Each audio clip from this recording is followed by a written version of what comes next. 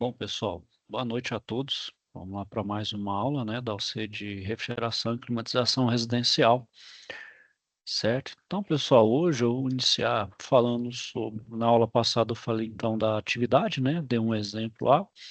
Se tiverem dúvida, pessoal, me procure aí, vocês têm acesso aí do grupo WhatsApp, e pessoalmente também, então pode mandar mensagem no privado, caso queiram, fique à vontade aí, pessoal, pela plataforma, se vocês acharem melhor aí. Então, vamos lá, pessoal.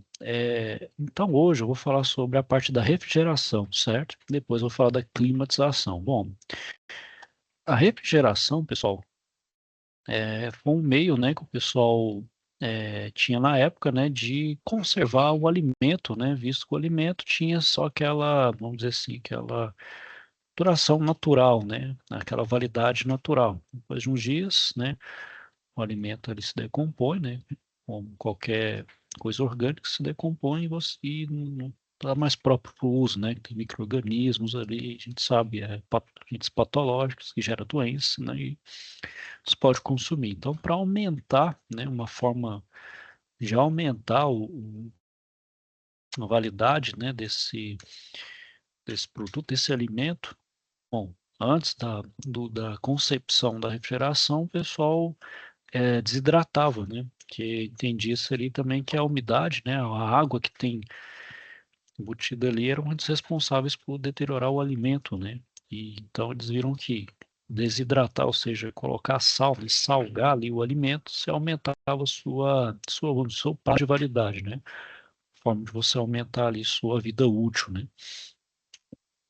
E o pessoal que residia, né, em lugares mais frios, eles também perceberam que podia utilizar blocos de gelo, né, para poder também aumentar, né, essa validade, por assim dizer, do alimento. Só que tinha um problema, né, esse lugar é muito longe e muito quente, esse gelo derretia, então tinha sentido. Claro, e com o avanço da Revolução Industrial, da máquina térmica, que era o motor, eles viram que poderia, por exemplo, fazer o processo inverso, né, do motor. O motor você tem um calor, do calor ele gera um movimento.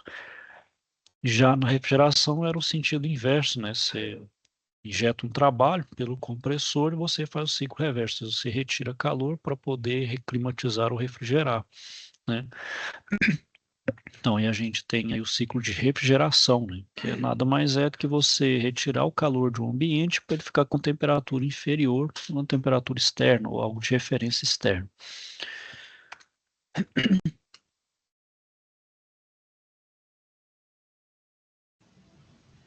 Bom, pessoal, então aí, né, o refrigerador, né, o refrigerador tradicional a gente tem na nossa residência, só um minutinho, pessoal, refrigerador, né, a gente tem algo com isso aqui, né. Bom, e como é que acontece, né? A gente tem duas portas, geralmente a gente tem aqui a parte do resfriador, né?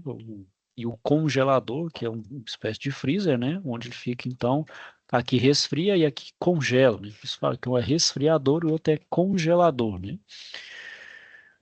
Bom, então o frio que está aqui, pessoal, ele se espalha, né? E como é que acontece isso, né? O ar que está em contato com o congelador, né? Ou seja, ele fica mais frio, denso, ele vai para baixo, né? E ao mesmo tempo, então, né, por questão de diferença de densidade, empurra o ar quente, que é menos denso e mais leve. Isso ocorre pela convecção, né, e vai naturalmente pela diferença de densidade. Então, essa é chamada convecção natural, não tem nada forçando esse movimento de ar, puramente pela diferença de densidade. E junto aí, pessoal, também tem o congelador, que ele então proporciona a temperatura abaixo do 0 grau, justamente, e também extrai o calor por meio da convecção, só que com um poder maior ainda, né?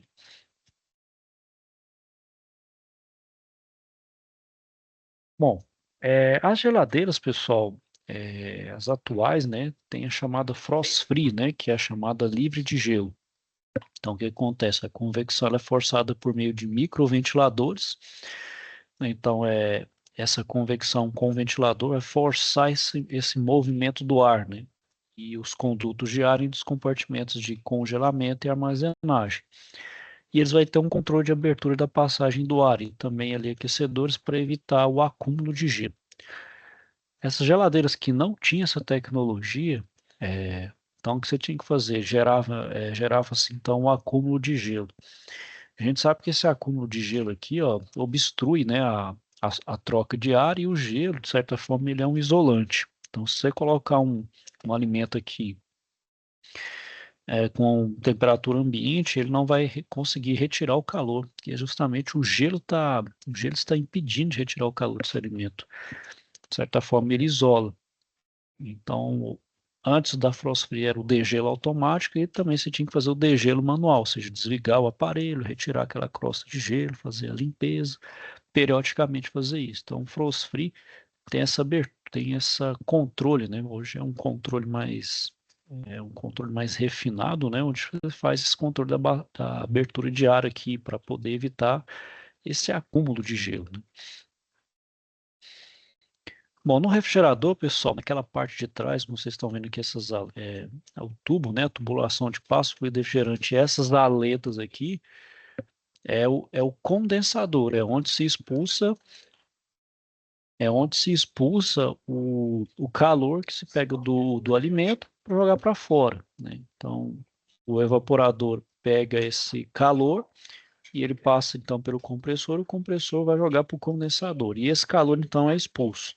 Esse condensador aqui, pessoal, com essa área muito grande, ele faz uma convecção natural. Então, aqui eu preciso de um espaço onde um fluxo de ar vai entrar em contato aqui e pegar esse calor, né? Esse calor vai ser jogado para fora. Por ser natural, pessoal, eu preciso então de uma área de contato muito grande, né?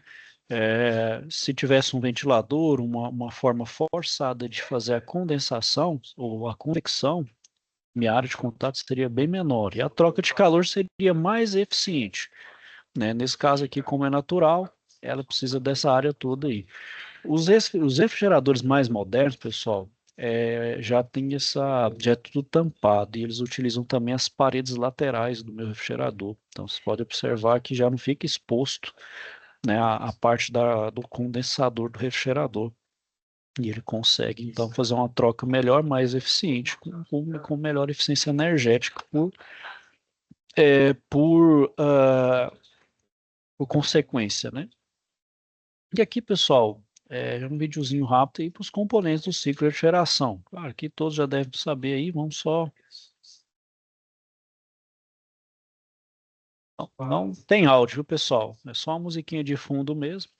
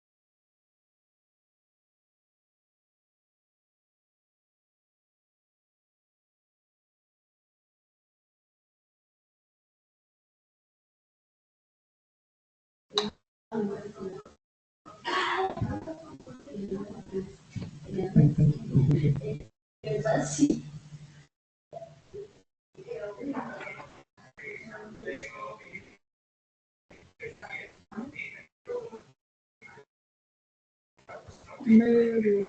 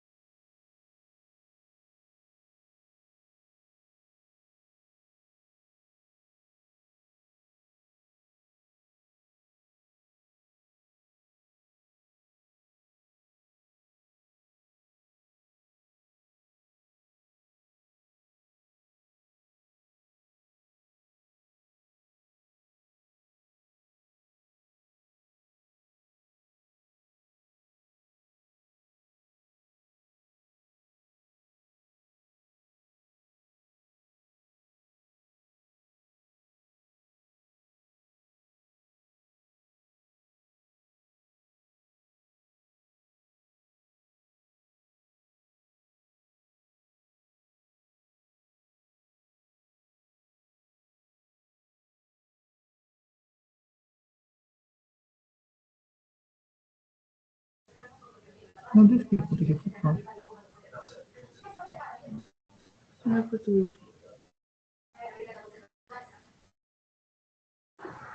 Esse qual eu estudei aqui, desculpa.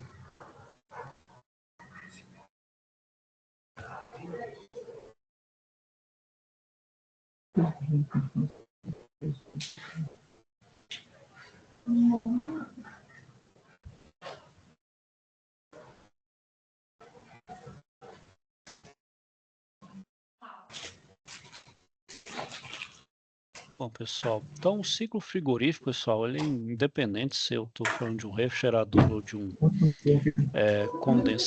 perdão, de um refrigerador ou de um climatizador, né, ou seja, de um ar-condicionado. Bom, eu vou ter então, pessoal, a chamada linha de líquido e a linha de vapor, certo? A linha de líquido vai ser compreendida aqui do compressor, do condensador, do evaporador chegando ao compressor, e a linha de vapor vai ser depois do compressor passando pelo condensador ali, né? Onde vai ter a transformação. Bom, então, pessoal, tudo se inicia, eu posso falar que tudo se inicia pelo compressor. Então, meu compressor, ele vai pegar o meu fluido refrigerante, né, da saída aqui do evaporador, como vapor, né? Então, os compressores, pessoal, o único que tolera ali o meu fluido na fase líquida é o parafuso. O restante, todos têm que estar na forma de vapor, né? Então, não pode ter nenhum resquício de líquido, porque ele não é preparado para comprimir líquido, né? Até porque o líquido é muito mais difícil, ele é um líquido incompressível, é muito mais difícil.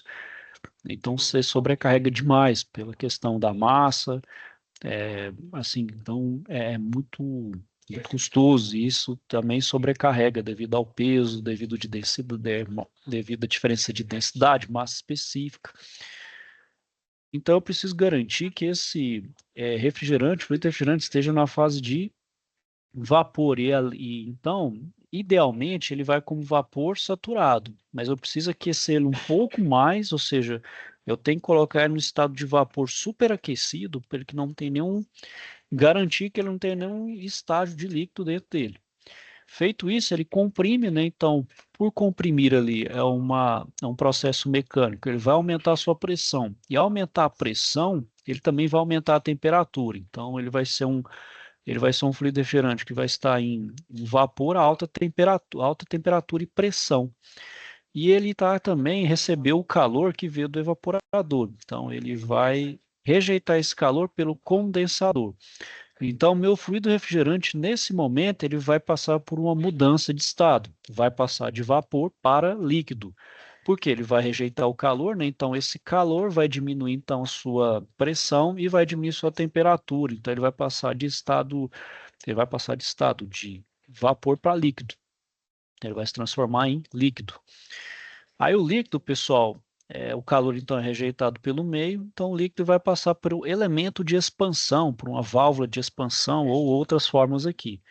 O que vai acontecer aqui? Então, o meu fluido ele está líquido a alta pressão, preciso aliviar a pressão desse líquido, né? Porque esse líquido agora ele vai diminuir então sua pressão e precisa também de uma diminuição na sua velocidade. Aqui ele está em uma velocidade alta dentro do duto.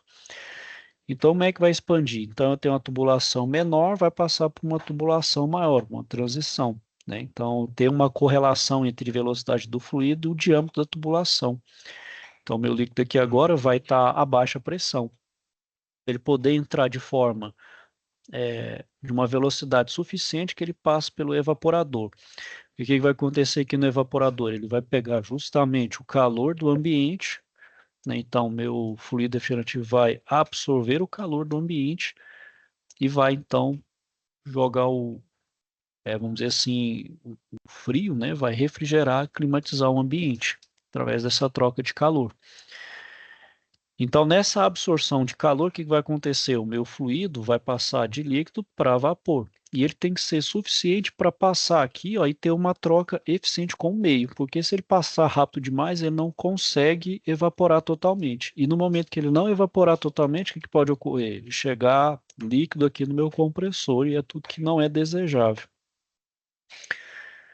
E até para efeito de segurança, pode acontecer em alguns casos de utilizar um acumulador de líquido, porque caso meu evaporador não consiga transformar todo o líquido em vapor e ele tiver algum resquício de líquido, ele tem esse acumulador, de forma que esse líquido não vá para o compressor e chegue ao compressor somente vapor superaquecido, né? Então aqui acontece a climatização, a refrigeração do meu sistema.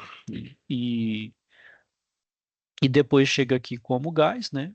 Como vapor e meu ciclo recomeça. Então isso vale tanto para refrigeração como para climatizador.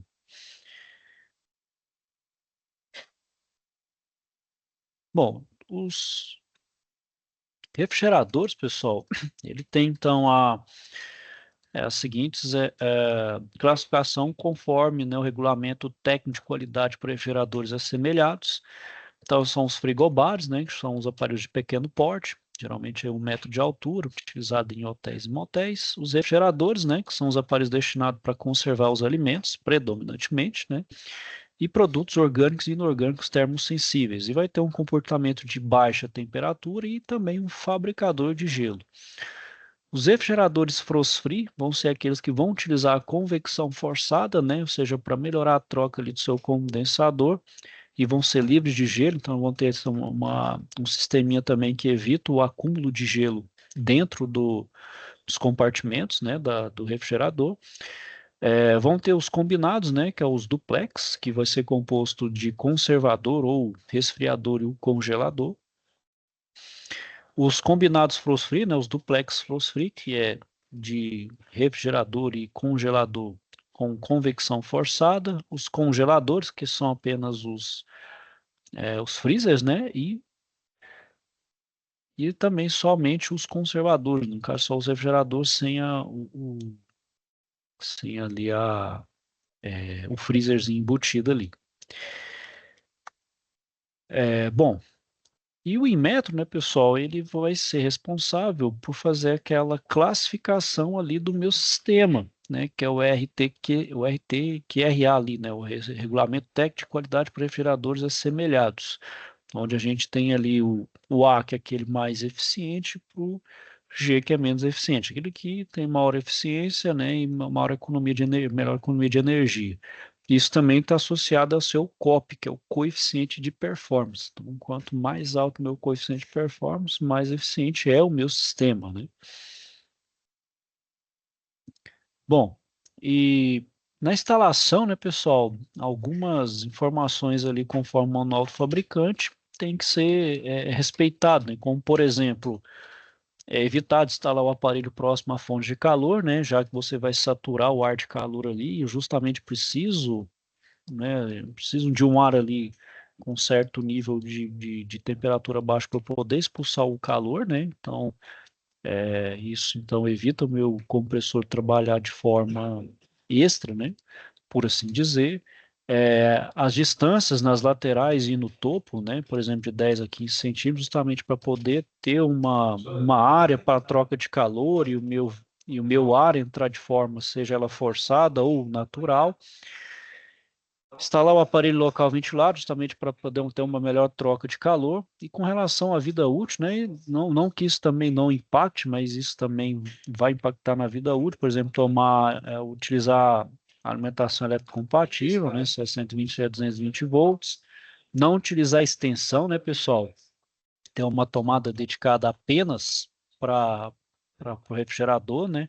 Visto que o compressor ali ele precisa de ter uma energia dedicada e principalmente pela questão de conexão, mau contato e pela distância que pode gerar uma possível queda de tensão e o compressor ele deverá ser sensível com relação a isso. Considerar a queda de tensão máxima de 10%, né, na entrada do plugue do aparelho. Atentar para a questão da incompatibilidade de frequência, né? O nosso padrão aqui é 60 Hz. Se você traz, por exemplo, algo importado, somente da Europa, que usa 50 Hz, então tomar cuidado nessa questão. Aí, dependendo, você tem que usar um inversor de frequência para poder fazer essa adaptação. E na relação, por exemplo, com retirar o gelo, né? Fazer o degelo, né, evitar de usar os objetos pontiagudos, porque a gente sabe que tem aqueles trilhos ali onde justamente passa o fluido refrigerante que faz a troca de calor. Se você fura ali, você está gerando um vazamento, né? Você está prejudicando o seu sistema e estragando ele.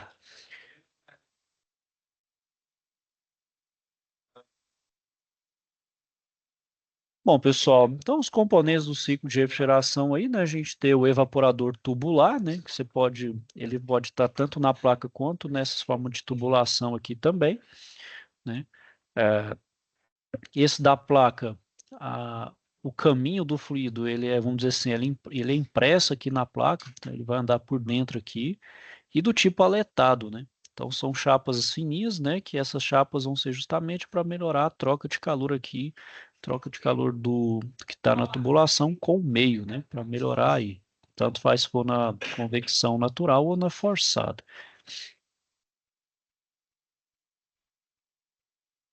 Não, os da geladeira, pessoal, os mais comuns esses do tipo placa, né? Então, na própria placa aqui já gera o gelo e a troca de calor ali com o meio, né? Com o alimento, né?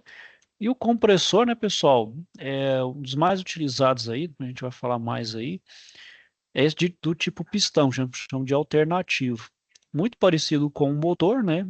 Só que o motor aqui ele gera uma combustão para poder gerar uma energia. Aqui não, aqui eu só vou succionar aqui o meu fluido refrigerante para aumentar a sua pressão lá no final. Então, aqui ele é só para fazer um processo de compressão, né? Aumentar de uma pressão X para 2x, assim dizer, né?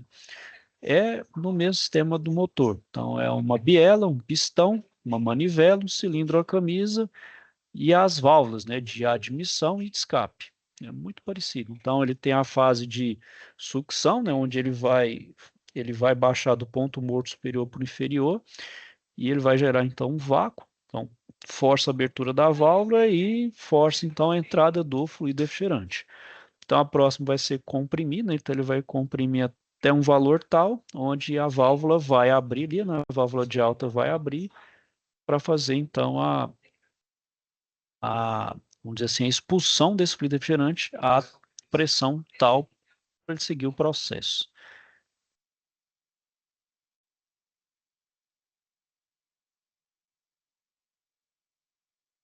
Bom, e tem um problema, né, pessoal? No compressor, a gente tem que lembrar ali que como é um pistão ali, está tendo um movimento, é um conjunto mecânico, precisa de lubrificante. o, o fluido, ele não é responsável por isso, então eu preciso do óleo. E uma coisa que eu preciso tomar cuidado é a questão da mistura do óleo com o fluido refrigerante, que a gente chama ele de miscibilidade, né? E, então tem que verificar, né, com qual fluido refrigerante estou trabalhando para determinar qual óleo ser utilizado, né? Então tem que ser de uma forma ali que não tenha uma mistura, porque se misturar pode acontecer. Então o óleo pode sair ali do compressor e para o sistema e atrapalha também todo o sistema, porque o óleo não é feito para trocar calor e além disso ele não vai ter a questão ali da lubrificação do sistema, vai deixar o sistema seco, no compressor seco. Então, isso gera o atrito, gera o superaquecimento e então a possível falha do meu compressor. E aquele óleo que está lá misturado com o meu fluido refrigerante também não vai permitir uma troca de calor ali que o fluido refrigerante deveria ter. Então, gera uma espécie de um outro fluido, né, um outro fluido com outras características em que vai prejudicar todo o meu sistema. Então, tem que tomar todo cuidado com essa questão do óleo, né? Com a questão aí da mistura, né? Então tem que saber, por exemplo, o grau de miscibilidade do refrigerante, pressão de vapor e a temperatura do óleo, né? Que é uma coisa também que eu não posso fazer de forma deliberada, é assim, aumentar o máximo que eu possa ali a taxa de compressão, né? Para eu ter o máximo de pressão ali do fluido refrigerante. Tem que lembrar que quando você aumenta a pressão, você também está aumentando a temperatura. E o óleo tem uma faixa de temperatura de operação. Se você aumentar demais, você pode estar aumentando a temperatura do óleo. A gente sabe que o óleo tem uma relação direta de temperatura com viscosidade. Diminuiu a viscosidade, você diminui o seu poder de lubrificante. Aí você está também prejudicando todo o seu sistema e fora você está gerando vapor do seu óleo. Isso também pode ser prejudicial para o sistema. Então, todo cuidado nessa questão. Vou falar mais na parte quando for de manutenção de compressores. Ok, pessoal? Era isso que eu queria falar aí com vocês aí hoje. É, e depois eu falo então do conjunto de compressão e os condicionadores de ar. Alguém tem alguma dúvida aí, questionamento?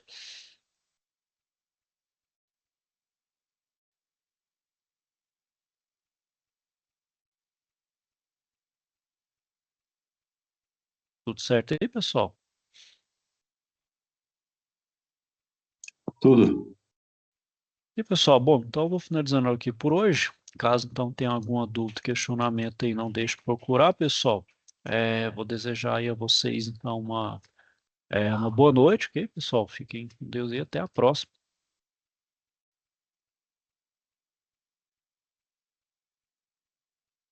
Tchau, pessoal.